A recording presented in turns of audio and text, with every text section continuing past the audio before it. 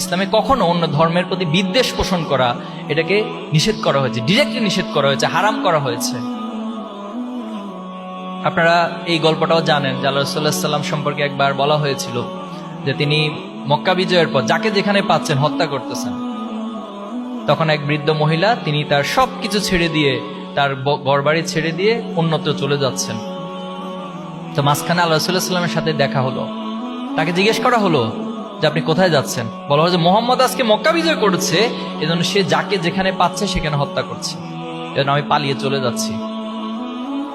তখন রাসূলুল্লাহ সাল্লাল্লাহু আলাইহি ওয়াসাল্লাম বললেন, আপনার তো এই ব্যাগপত্র নিতে কষ্ট হচ্ছে, আপনি এগুলো আমার কাঁধে দিন। তো তিনি নিলেন, নেওয়ার পরে বৃদ্ধ মহিলাকে তার গন্তব্যে পৌঁছে দিলেন। পৌঁছে দেওয়ার পরে বলতেছে যে আজকে তুমি আমাকে অনেক উপকার করছো, মুহাম্মদের হাত থেকে তুমি আমাকে বাঁচাইছো। যে মুহাম্মদ আজকে যাকে যেখানে পাচ্ছে তার ধর্ম গ্রহণ না করলে তাকে কতল করে ফেলতেছে। কি ভয়াবহ কথা। আচ্ছা বাবা, তুমি তো আমার অনেক উপকার করছো, তোমার পরিচয়টা একটু বলো। তখন তিনি বললেন, আপনি যে মুহাম্মদের ভয়ে পালিয়ে চলে আসছেন, আমি স্বয়ং সেই মুহাম্মদ।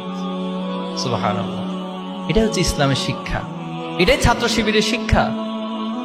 আমরা আল্লাহ রাসূলুল্লাহ সাল্লামের এই শিক্ষাগুলোকেই সমাজে বাস্তবায়ন করতে চাই। এক পক্ষ আমাদেরকে সারাদিন গালি দিবে, তারাই গালি দিতে দিতে তারা একটা সময় নিস্তেজ হয়ে যাবে।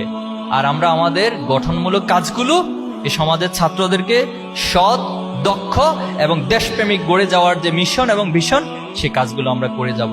ইনশাআল্লাহ আমরাই বিজয়ী হব। আল্লাহ আমাদের সহায় হবেন ইনশাআল্লাহ।